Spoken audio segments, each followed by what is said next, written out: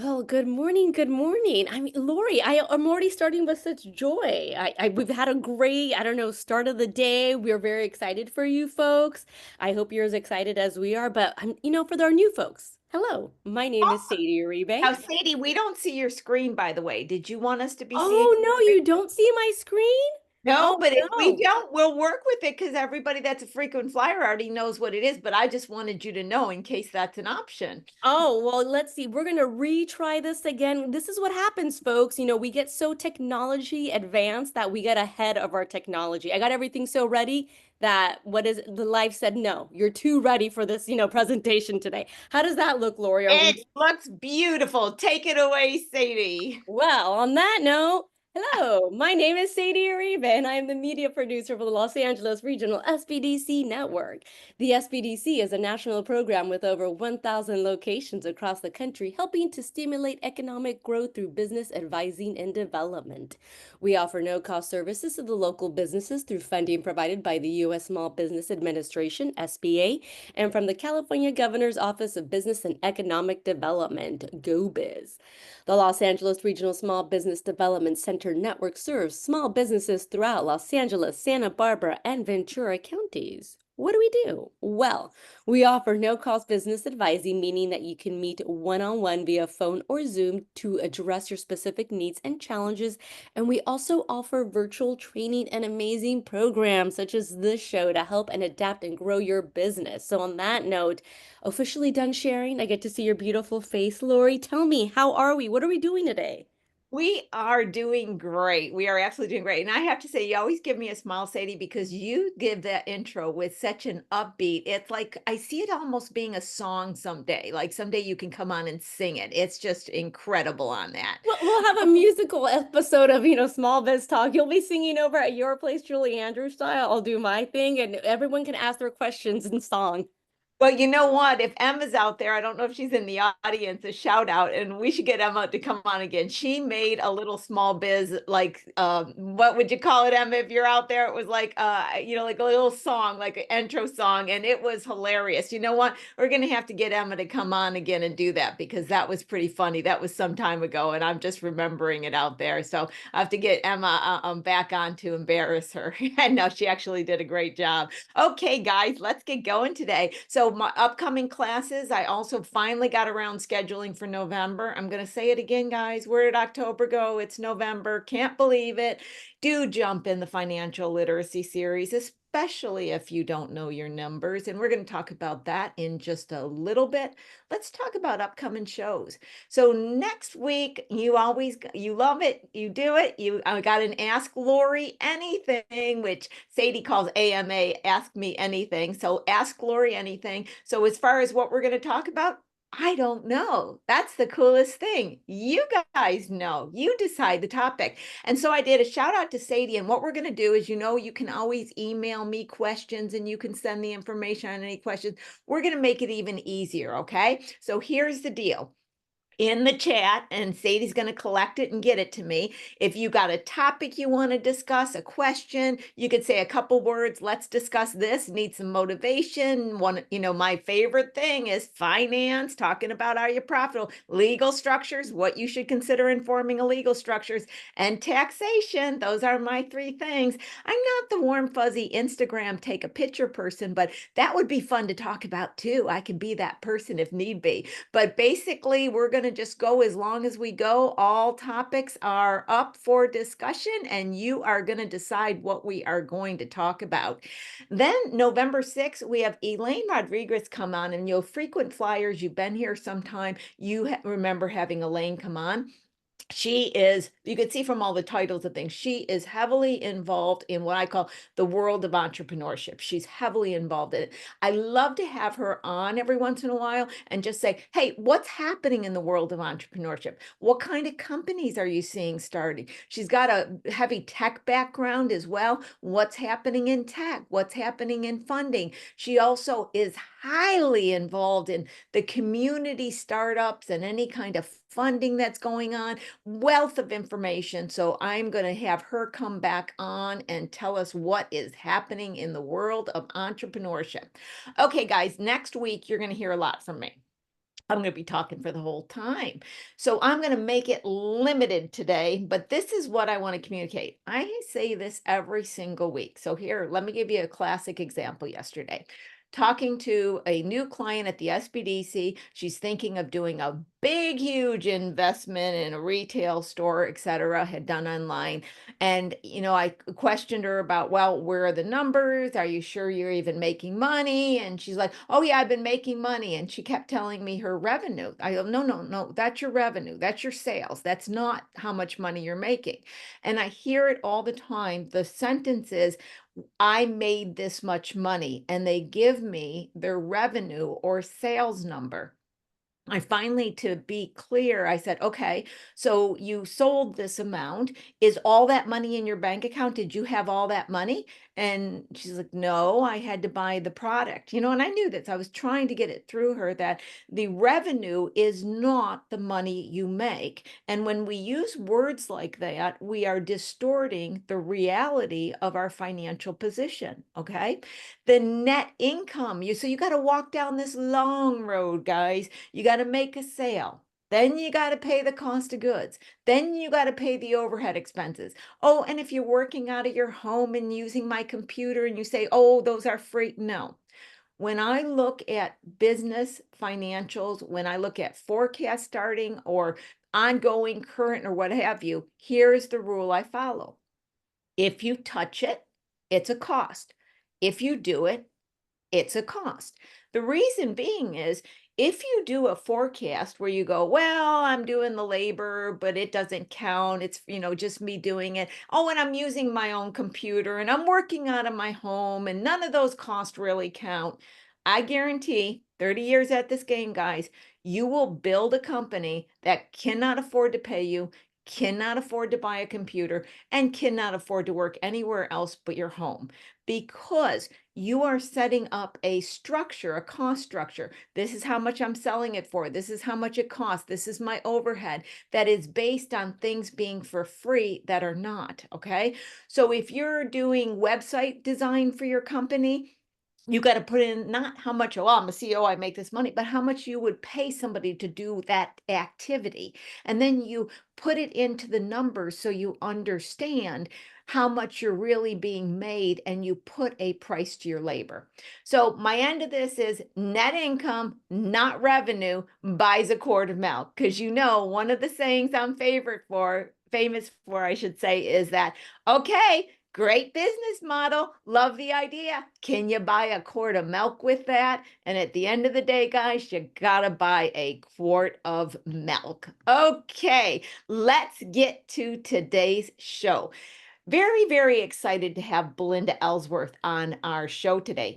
My headline I used is an organized entrepreneur is a successful entrepreneur. And I love efficiency and organization. So this is one of my favorite topics. Belinda has been a professional speaker, mover and shaker for more than 25 years. Having built 3 successful companies, she has helped thousands of entrepreneurs make better decisions, create successful systems, and build business strategies using her 4 pillars of success system. More than 200 companies have hired her as a consultant and conference speaker. Belinda has created the Everyday Entrepreneur Planner to help entrepreneurs stay organized. Join us as Belinda comes on and shares her insight. Welcome, welcome to the show, Belinda. So happy to have you here today. Thank you so much for having me. I'm very excited to be here and sharing with your audience. Well, I love the organization, the planner and everything, but before we get there, you're talking to a group of entrepreneurs. So we want to know about you, your background. You've been involved in your own companies. Kind of walk us through, how did it start and how did you get where you are today? Sure. Well, I'll go back to the early days quickly. So I started out very young I had been studying music. I was a professional drummer. So I played the drums and I loved that so much. And I just thought I was going to be a rock and roll star. And so I was pursuing that and having success in it. And I picked up a sales job, if you will, selling some products. in order to supplement the sort of uncertainty of being an artist, because that can be hit or miss, or like you make a ton of money and then you go for a string and you don't. So it was like, Starving. and I was, Yeah, you didn't want to be starving. right. And I was appeasing my mother, to be honest, because I was only like 17, 18, right? And she's like, you got to get a real job. If you're not going to go to college, you have to have a real job. And I was like, oh, brother. So I was appeasing her by, I had this sales job, and I was making really good money doing both. And that was really good. And then my band kind of took off, and I did that, and it was really exciting, and I traveled. And then I got married, and then I had my daughter. And I decided in that moment, as many people do, that I wasn't going to be a rock star. I was going to be a mom. So I went back to sales because I was like, I love that and I'm good at it, and that's what I'm going to do. And so I was very, very successful. And I sold different products for like 16 years, and was at the top of whatever company I worked with. I was a top salesperson with that company. And I really cut my teeth on learning effective ways to sell. I learned the psychology of sales. I learned the execution of sales. I learned by trial and error. And I was very young. So you have to learn really good skills as a young person to be presenting to people in their, 40s and 50s that are buying products from you. And so I did that for 16 years, and I had been asked to speak a lot at different events. And so people were like, wow, you're just such a really good presenter. And I was fortunate to have two really top-notch motivational speakers. They were very, very well known at that time. We're going back now 30 years. That said, one was from Disney Corporation and the other one was from Los Angeles, who was really a big name at that time. And she said, you're a wasted talent here. What are you doing here? You should be on your own. And after I heard that twice over in a 6-8 month period of window, I was like, you know what? I'm going to start my own company, being a speaker and a trainer. And so then I made my whole list. And this is important for everybody on here, because everybody asks, how do you make a big decision like that? To walk away from a really good salary and to go out on your own. And I saved up money in my preparation of doing it. So for a year, I put as much money as I could away. And I think that's important for everybody on here to understand. And the second thing was I made a list of pros and cons. And at the end of the day, it was, what's the absolute worst thing that could happen to me if I do this? And the answer is, well, I could fail. Like I could not end up with a successful business. And so what would you do then? Well, I'll go back and get another sales job because I'm super good at sales. So to me, it was, are you willing to take a chance on yourself? Are you willing to take that risk? And then, what do you have to fall back on if it doesn't work? And so I decided I could live with that.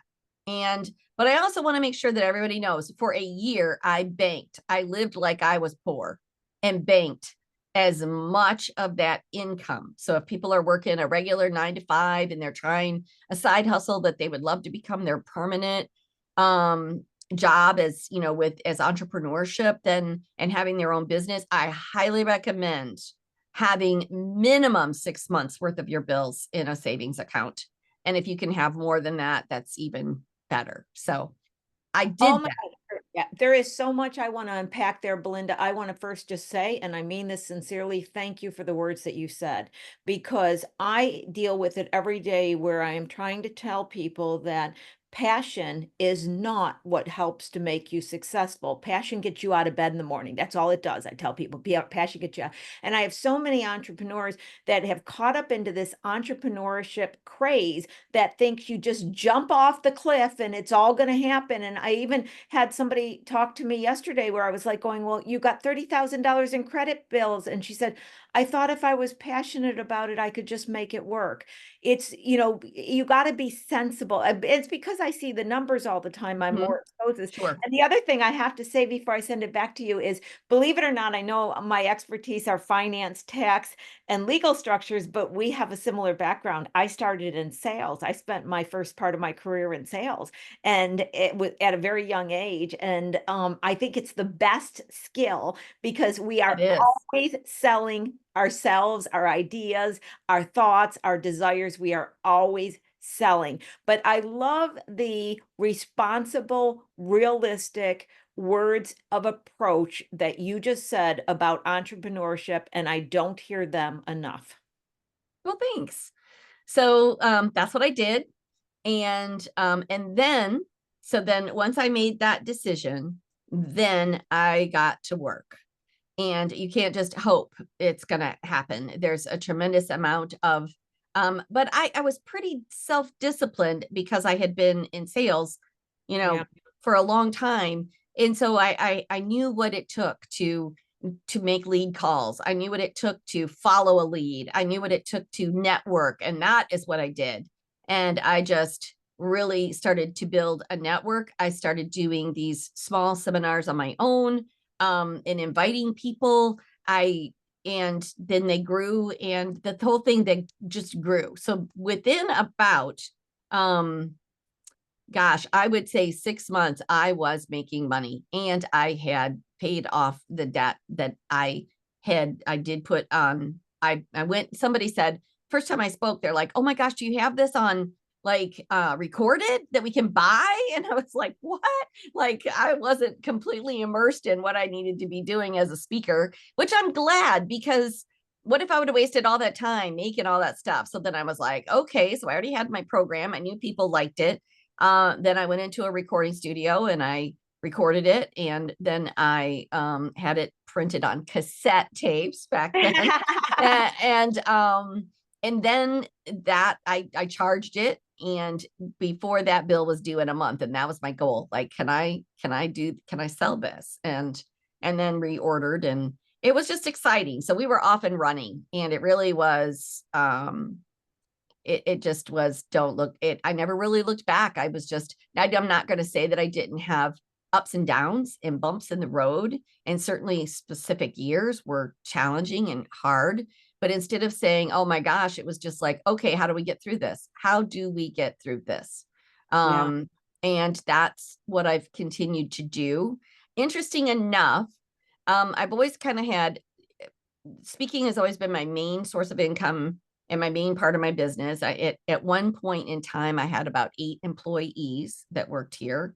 We had a very successful company, and 65% of that was speaking and selling the products in the back of the room. And I continued to make products. And somewhere in that, I had made a planner, because everybody kept bugging me to make a planner because I'm real picky about my planner. And I used to rig my own planners up. Like I'd go to Staples and buy one, and then I'd rig it the way that I wanted. And one of the things I'm very picky about that we also align on is, I'm a big advocate of analytics and tracking your numbers, and barely, not even 20% of people do. That's what statistics show. And so in the planner is actually a page for all of your analytics and all of your tracking, because my whole thing is what gets tracked sees growth. If you don't track anything, then you're basically just, shooting in the wind, and it's not going to be, you're not going to be able to understand your growth or where you need to make adjustments. Your numbers are like a little coach sitting on your shoulder telling you, oh, that worked, that didn't work. And if you don't track anything, then you don't know what's being effective or what isn't. So I made this planner, and interesting enough, when COVID happened, that's when my entire business shut down, like no speaking engagements. I had a whole year's worth of speaking engagements booked, a whole year's worth. And I usually spoke 6 to 8 times a month. And they just started canceling one right after the other. I think it took a total of 10 days to lose a year's worth of bookings. wow, that is just I can't even fathom what it was going to be. I was going to ask you if most of your speaking was in person. And so many people saw overnight their dreams shattered. And it's interesting. Some of it's situational, but some people came out and just created brand new and created a life. And it took them in a direction that they're so happy they're in now. Others are still recovering. I don't know if there's a commonality of those who found the new growth versus those who didn't, if it has a little bit to do with the personality and the way they see things. Some of it had to do with just what they were in the business of. And they, Bingo. yeah. I would say to you, it probably was all of the above, but for some, and so for me, it was like, I can sit back here and say, woe is me, or I have an opportunity to take my planner, which was already successful, but it wasn't the main thing is the main thing. Right. So I said, okay, let's make it the main thing. And I built it out. I built it out with other products that worked alongside of it. The manufacturer who worked with me had been encouraging me to add different products. And I was just like, oh my gosh, I'm too busy. I was just too busy. But now I wasn't too busy, right? And so, but I knew that it needed to come out. And I mean, we did what normally takes us a year to create, like a personal development book, a gratitude journal, a bookmarks, notepads. I mean, like 10 different pieces of stuff and a box. We created all of that in 8 weeks. You know, that's one thing COVID did do. It gave people time and focus. And I think that when you started focusing on something other than what was going on in the world, that was like a huge therapy session for people as well. So they became even better at what they were doing because they were able to just focus on the new goal and not get so caught up in what was happening.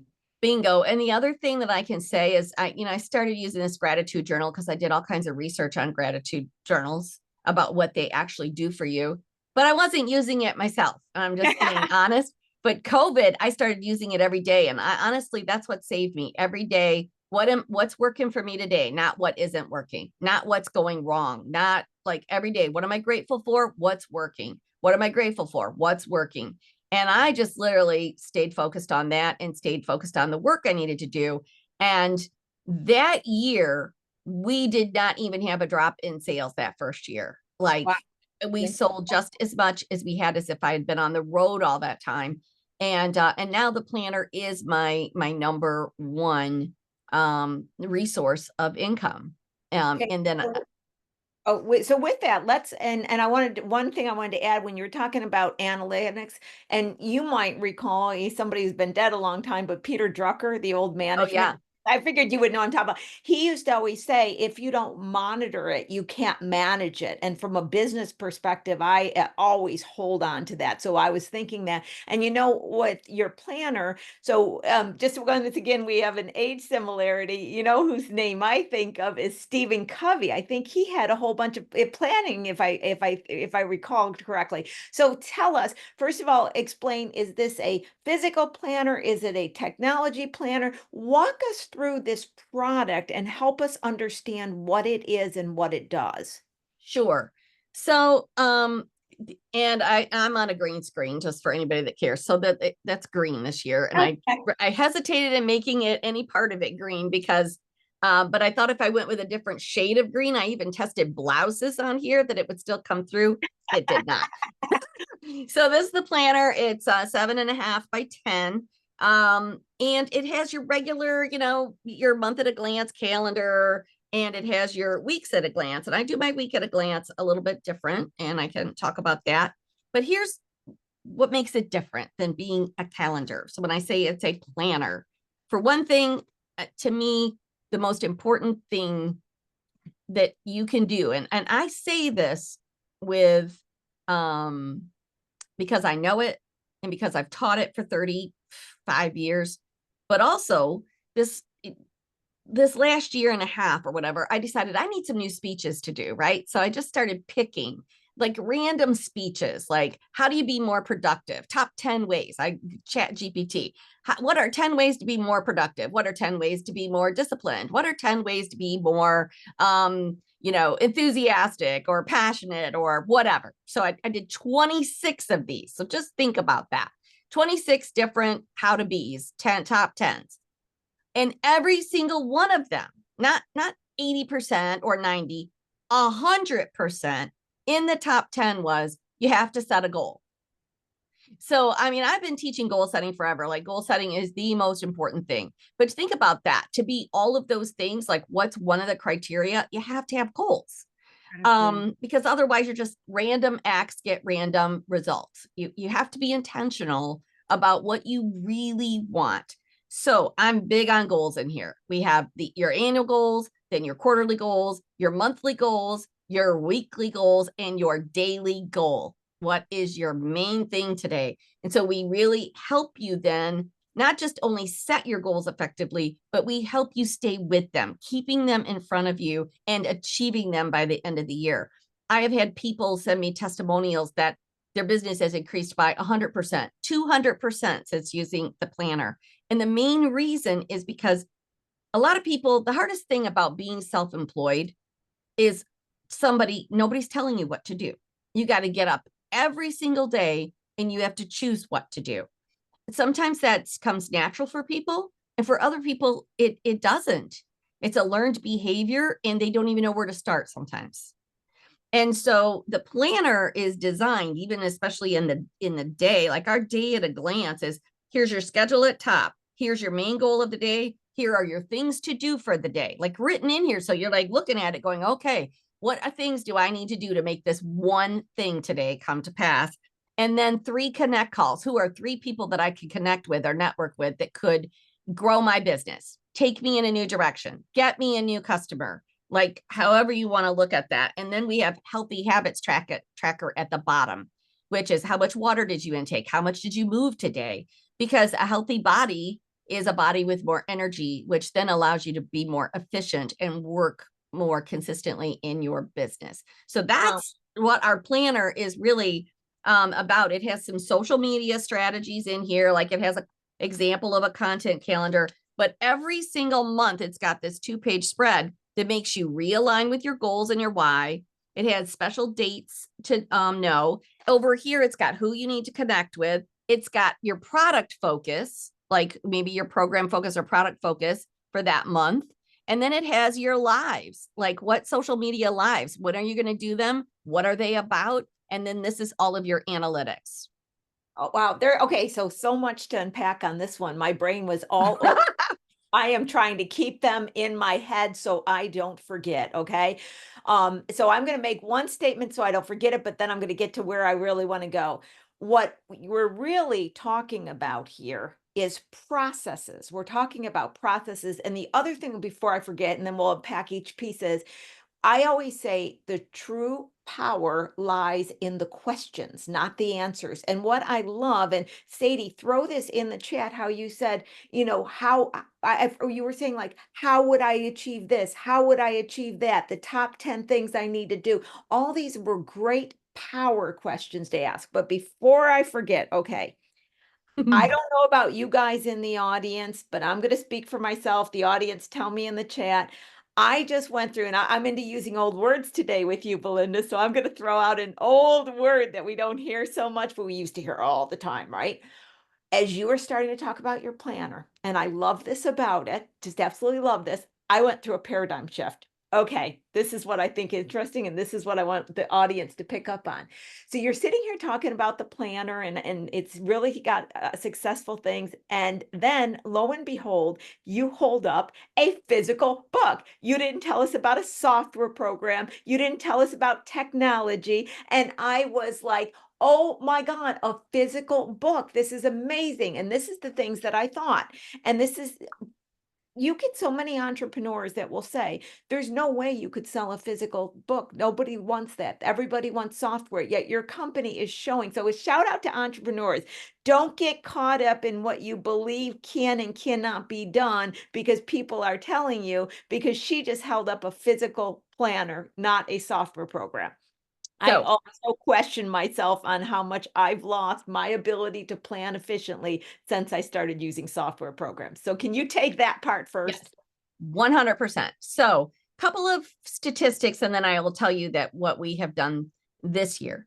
So first of all, and Erin Condren has done, like, she's, you know, multi-million dollars in planner sales, but she's not super specific for businesses, right? She's missing that component, but she's got a nice planner, like whatever. But she has some great articles and great data, which I have pulled from, on that people that write things down have about a 35 to 40% higher productivity rate than when you don't. Yep. And so that's one thing. The second thing is, so for the last couple of years, people have been sort of giving me a lot of gruff, like, oh my gosh, if you had this in digital, I would buy it. Oh, you need to have digital. This is outdated, blah, blah, blah, blah, blah. So I'm like, okay. So last year, for the first time ever, we made it available in digital. And out of the thousands of planners that we sold, I sold 156 digitally. That's okay. That's friggin' fascinating, because I've started to want, I went and bought just the other day, Belinda, this is so funny, friggin' notebooks. I wanted to write again. I wanted and I had somebody actually on one of my Zoom calls, a younger person. She says, well, I still see people write cursive and I do know how to read it. And I was like, what? People don't know. I was asking parents, I was like, don't kids get taught cursive? No. I left. I didn't know kids did not get taught cursive. But, I don't know, and I'm not sure. I have no statistics on it, but it's a feeling. I just feel like I'm more connected when I'm trying to figure out what I want to become, where I want to go, what I'm trying to do. I have an Apple Pencil. I can do my computer. I got all this stuff, but I feel like I just don't connect to the power inside me. Maybe it's because I'm old and I grew up writing. I'm not saying why. I don't know, but there seems to be something still tactile about physically writing something on a piece of paper that seems to make a difference. So to that point, so then this year, I decided two things. Number one, I decided to look up some research on what is the trajectory of printed planners. Like, is it just going to continue to go down like everybody's saying? Because a lot of people talk, but they don't know. Right. Well, we're supposed to be paperless 10 years ago, and we're not. Okay. Right. So but it actually said that we're going to see an increase in printed planners because people are starting to see that they're not being efficient. And we're going to see, it said by 2030, we're going to be like, it's going to explode. Like, I was like, okay, then I'm going to stay in the game. However, this is what we did this year, because we did make a digital version of it last year. I decided this year, when you buy the bundle, we're giving it away free. So if you buy the printed planner, you get the digital planner too. And what I find, and even in myself, just in being super honest, because a planner isn't just about your schedule. Now, do people use Google calendars, online calendars, and things like that to keep track of their schedule? I would say yes. And I would say that's probably 80 something percent of people, or maybe even more, including myself. And I wouldn't say I'm a big tech driven person, but I have a Google Calendar. I have Google Keep on my phone. If I'm out and about and I need to see if I need to make a doctor's appointment, I can click on my calendar and I can see if I've got availability or not. But that is being proactive. So I check. I'm being proactive. I go, oh, I want to make this appointment at 3:00. Oh, I already have something at 3:00. I've got a webinar. Can't do it. Pick when I can do it. Being proactive is when you sit down with a month at a glance calendar and you say, and you can't hardly do that on a digital application. And you sit there and you look at that month at a glance and you say, okay, how am I going to make my money this month? All right, I've got appointments in the first week. I've got something in the third week. I've got nothing in the second week. I have nothing in the fourth week. I got to get on the phones. I got to get busy. I got to make things happen, or I'm going to not be able to pay the bills at the end of the month.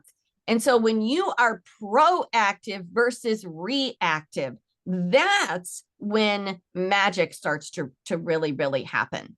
And then the other thing for that planner is, outside of the schedule, it's basically giving you a blueprint or a roadmap of how to show up every day. And if you just do it, you're going to see the successes. You can't help it. Yeah, this is fascinating because you actually put into words what I'd been feeling. Like I said, I use the, Mac, so I use their calendar. I got it on my phone, I got it on all my numerous devices. I always know where I'm going to be. I don't have a problem with it knowing I got to show up at this time.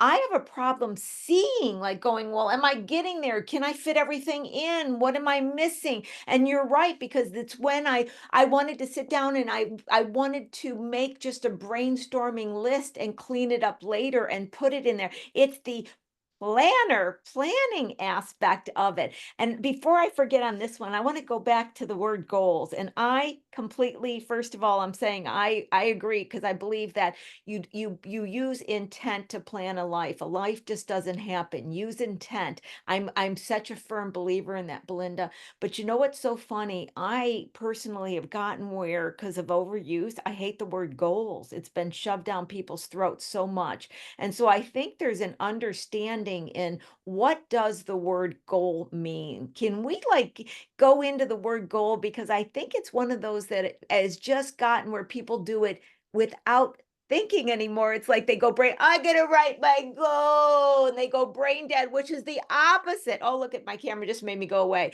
Come back, camera. It's the opposite of what you're supposed to do, right? Yes. And so Yes. can we talk about just the word goals and the process of goals? Absolutely. And now, just in being super honest with you, I'm going to do the shortest version I can, but I could talk for 45 minutes on goals. That's how much I've trained on it. So there's three parts to a goal. And I think that that's the one thing that people don't understand. And that's part of their problem. So there's the why of your goal or the vision. Okay. There's your why. All right. Then there's the goal itself, which is a benchmark. It's just a benchmark. People give it way too much power.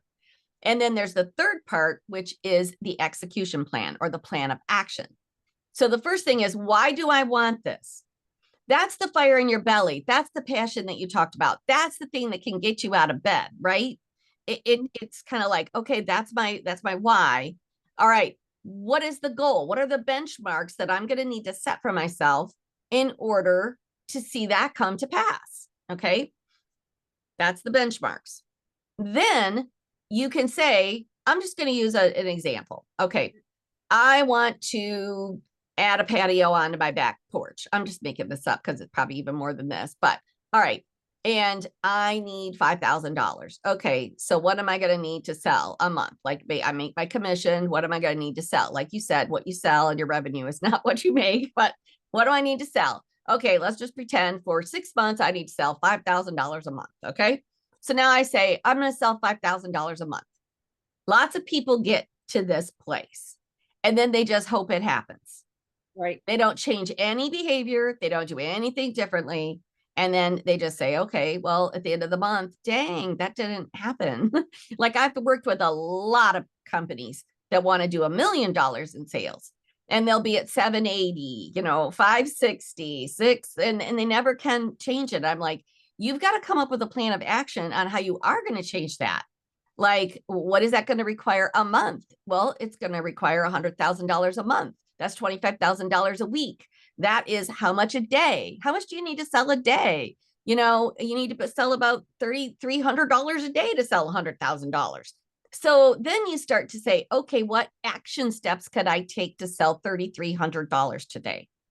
And when you get to that space, that's your action plan. It's like, who am I going to try to connect with? Who am I going to call? What's a new, I'm working with a pastry chef right now, and I broke his whole, company into 4 streams of income. And so one of them is his wholesale clients. It's like, all right, how many connect calls have you made this week with wholesale clients? Like, we need a new wholesale client per month to get to 12 new ones by the end of the year. So before that, he just was random and he didn't really have them. And he's already on track right now to have a 57% increase over last year. And wow. But he didn't even know where he was last year. You start with goals based on what did we do and where do we want to go. So that's the 3 parts of a goal. But here is the biggest. You got to start at the very, very beginning. I've done so much work on this, and I've done so much research and so many focus groups and so many what do you call them? Surveys. So when I first started as a speaker and I would speak, I would be in an audience and I would say, how many of you have your personal goals, your business goals written down in a place where you can see them? And it was about 20-25% of the audience would raise their hand. So that was 30 years ago, about 25%. That still went along with the whole 20-80 rule, right? Right. So it was like, okay. And as I continued to be a speaker, I saw that dwindle and dwindle and dwindle and dwindle to where I now thought it's it would go the other way. only about 8% of people set goals for themselves today. Fascinating. Yes. I thought you were going to go the other way. I really Mhm. did. Yep. What's leading that? Do you have Okay. So then I became super curious, which is I all am. the focus groups. So why do you not set a goal? Yeah. There's all kinds of reasons. Okay. But here's the two top reasons. And they're the two that kill you, right? So one is your identity. So people say all the time, well, like their entrepreneurship is their side hustle, right? It for a lot of people. Mhm.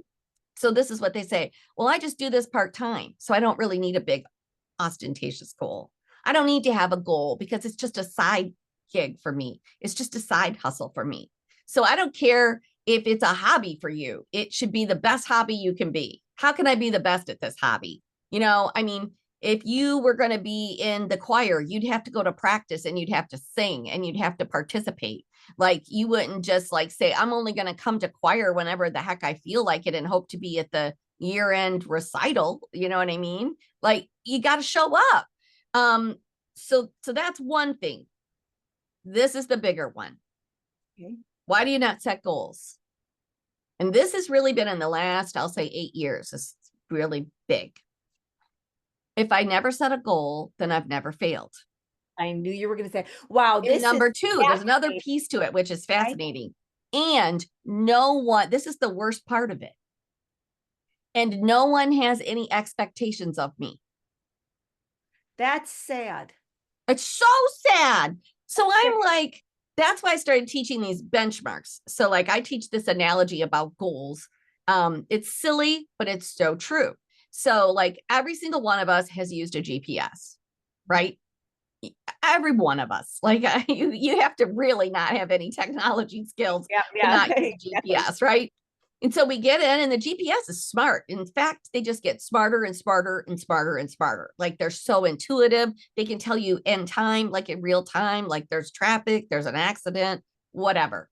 So in using this super highly sophisticated piece of equipment, how many of us have made a wrong turn? Oh yeah.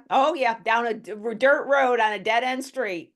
Every single one of us, probably on a pretty regular basis. So when you make the wrong turn, what's your GPS say to you? Rerouting, recalculate. Yeah. So it says recalculate. It does not say you're a loser, go home. I love this explanation. I love this. Oh my God. I love this. So it just says reroute, readjust. Readjust. And so that's what we do. We don't say, I'm never going to make it there. I'm never going to make it to that store or that party or that whatever. And I'm just going to go home. No, like I made a wrong turn about it. Lovely story. Lovely story. So goals are benchmarks. You set a goal for 5,000. If you sell, 3,800, then you go, okay, well, I was just off by a little bit. How do I adjust that? How do I adjust to do a little bit more? But if you never set the goal in the first place, you would never know what your capabilities are or not. And so it's just amazing. I'm shocked and touched by it because you know what? It's like the thing that it comes to my mind too. And I think it has a lot to do with the more our society becomes judgmental on social media of each other and everything. But it's like the lack of desire of being your personal best and finding out what you can do in the world. I also see people don't seem to be having as much fun with life. I'm not saying they don't go to a party and having fun. I'm not meaning that, Belinda, but I look at life like childlike. What can I experience today? Who can I become? What can I try? How can I be different? What new skill can I learn? And how much will I screw up? And okay, I'll learn. People don't seem to want to have as much fun, or they go the opposite where they take the risk without even thinking it through. It's like there's this pendulum. I'm not even going to think about it. I'm just going to do it and hope passion will get me there, or I'm not even going to think about it and life isn't fun. And it's weird. Am I making any sense what I'm saying? Yes, yes. And there is, so part of that, and then we have this at the front of the planner, is like, you have to set goals for your personal life too. Like, so sometimes people leave that out. And like your work-life, we have a work-life balance sheet, is like, fill it out. They're the 5 key areas of your life, like your health. Like, what would you like to achieve this year for your health? What would you like to participate in with your community? What new hobby would you like to take up or enjoy, experience to have? And then of course your work but it's got these 5 key areas. And more people, what we're having to understand is entrepreneurship is, most people would say, and I ask on my podcast, is called Work From Your Happy Place. And so I ask people, what's that mean to you? And it's interesting at the different answers that you get. But most people, I would say it's freedom. That's like the number one answer, is like the freedom to work when I want or not. And in order to do that, then, and to set boundaries and to have work-life balance, is you have to then have balanced goals. Like, Yeah. you, Yep. and a goal could be, for example, and I did cancel today because I had this and I didn't realize it overlapped, but I made the decision to watch my granddaughter on Wednesday. So I had to tell my daughter today I'm just going to have to pass. I've got too much stuff that's happening today, but I now block that off. And guess what? I still get all my work done for the rest of the days of the week. And I get to spend that time with her. That's a choice. That's a Yep. choice I'm making because I'm an entrepreneur, and I'm creating work-life balance, which is also doing the things that are fun or important, are meaningful, working in your community, volunteering, that's meaningful. It's a shared interest. You meet new people. It's just, I think that people have quit doing those things. They either get 100% focused on work, Yeah. and then they forget about the rest of life. Your statements reminded me of something else, and now it's coming full circle, even in a better timing. So one of the things that I loved about your goal setting process is the very first question: why? Why am I doing this? Few people go to that question. They just go, what am I trying to do? They don't ask the why, and the why is so important. And in that, we also were talking about being realistic. And a lot of times what I'll hear is from entrepreneurs, and I can look at the numbers and know this thing isn't going to happen. So I'll give you an example.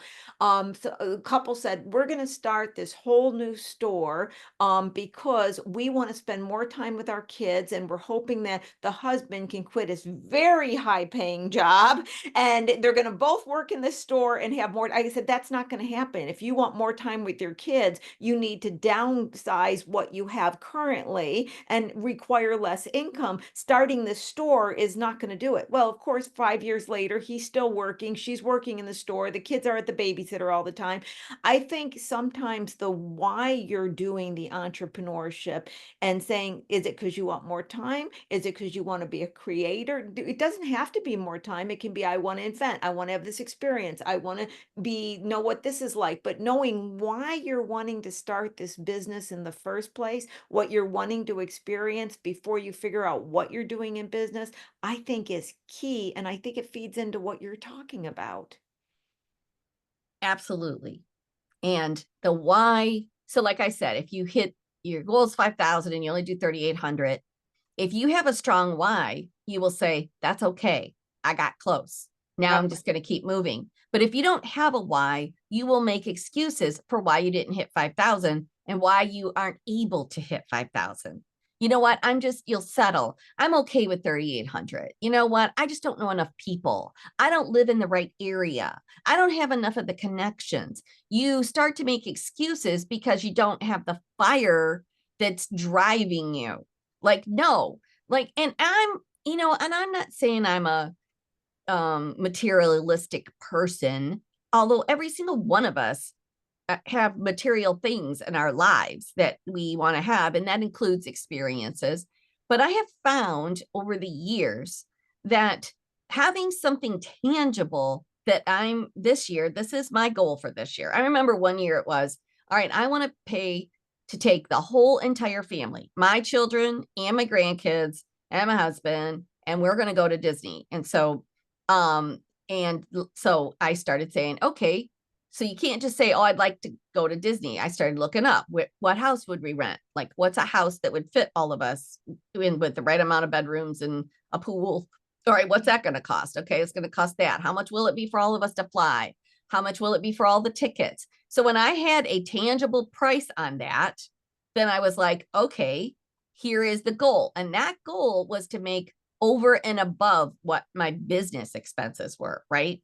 And what my living expenses were. I need to make this much extra this year. What do I need to sell extra this year? And so that's what we did. And we did it. And then we made the plan. We went to Florida, and it was a great time.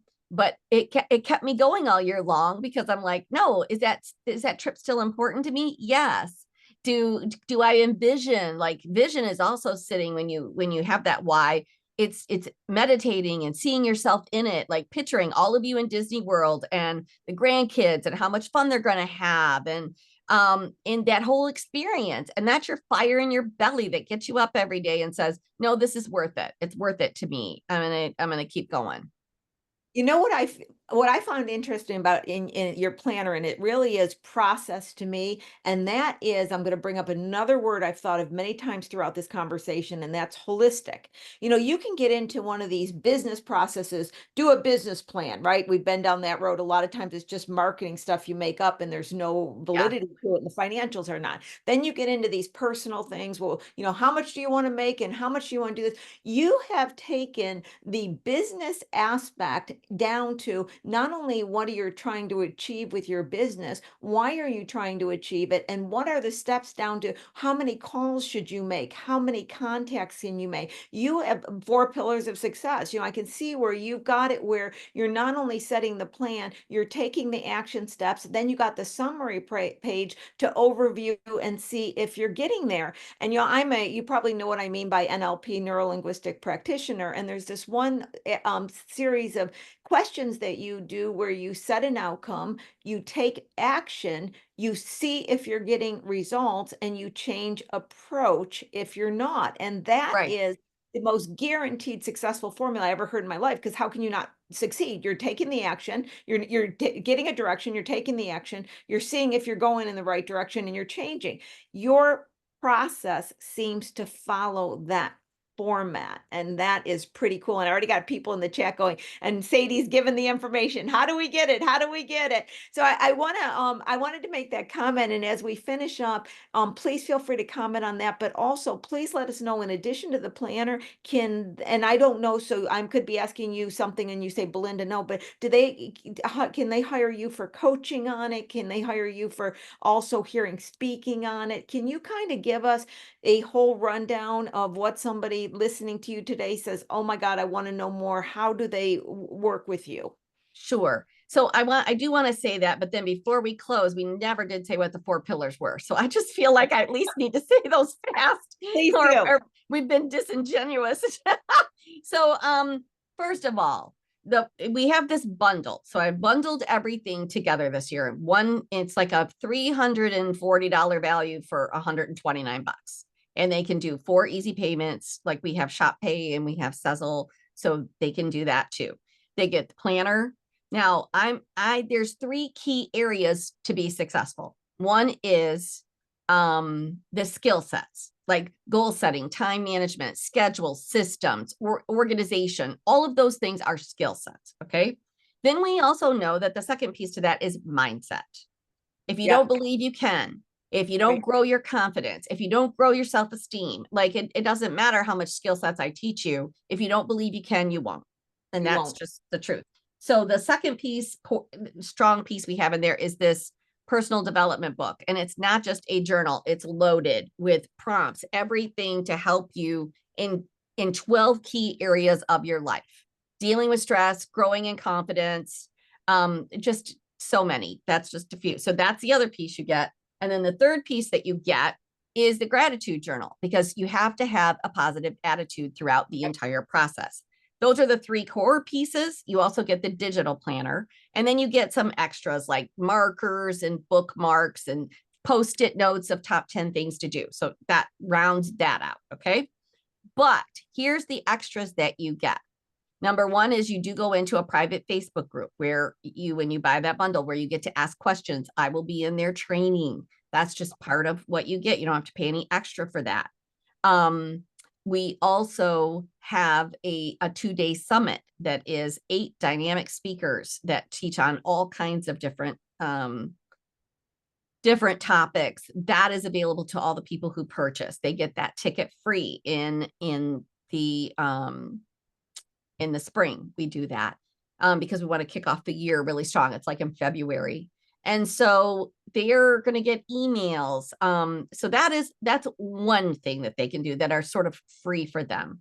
And then we also have a paid community called Work From Your Happy Place, where a lot of the planner purchasers that want a little bit more, we do intense training in there every month, and you get a quarterly subscription box of just fun things for you personally and whatever. So that's just extra. If they were saying, you know what, for $49 a month, I'm in, because I try to keep everything super affordable.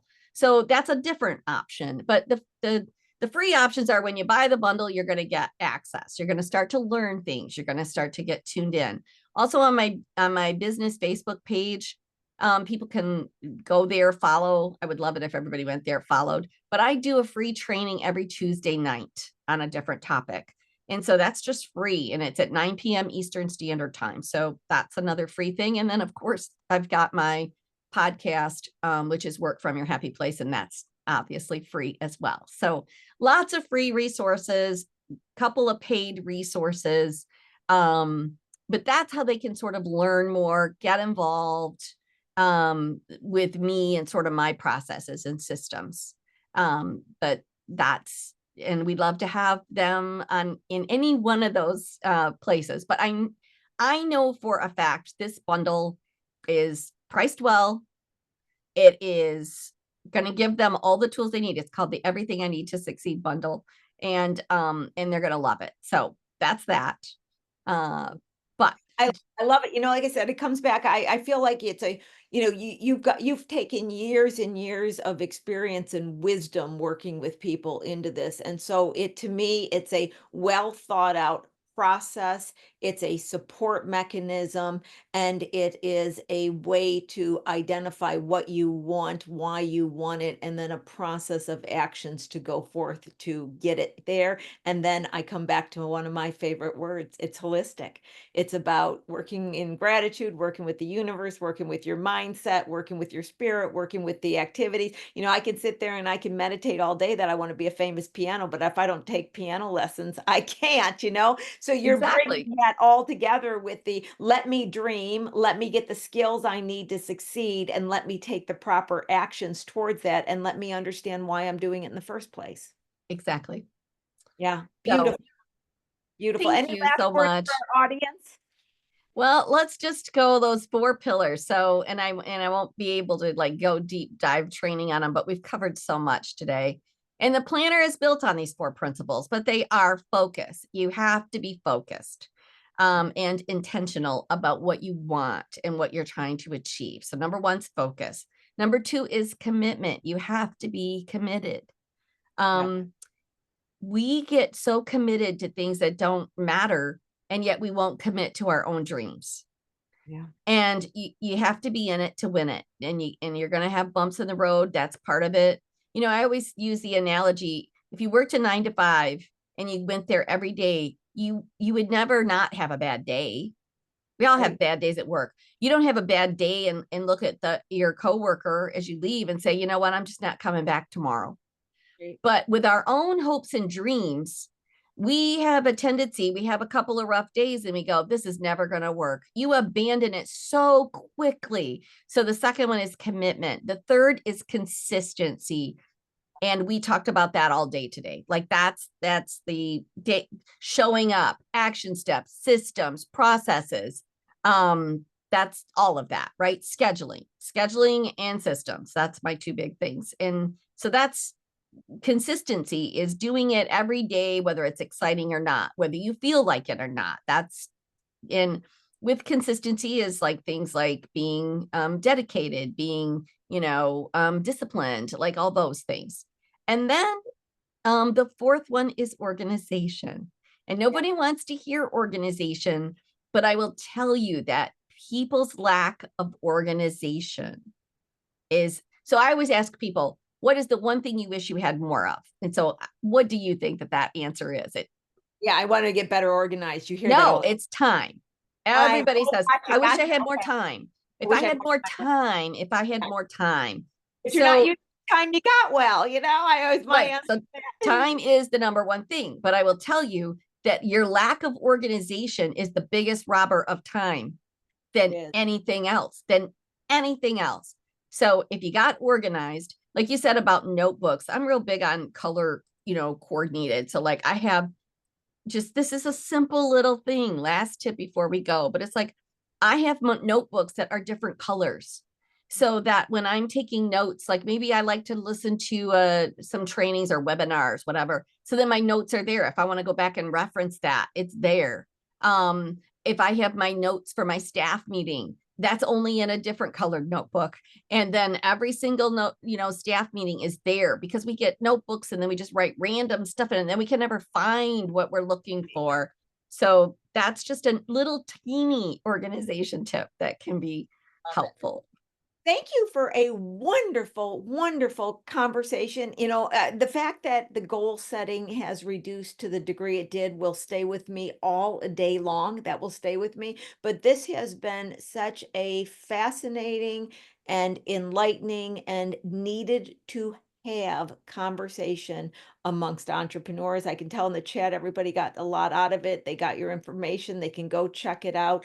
Thank you so much for coming on today. I sure do appreciate that. So with that, I'm going to get Sadie back into the mix, and I want to make a big shout out too, as Sadie's going to stay on as she always does when I check out. She stays on for a bit and make sure you guys get to chat and you get to catch up on anything.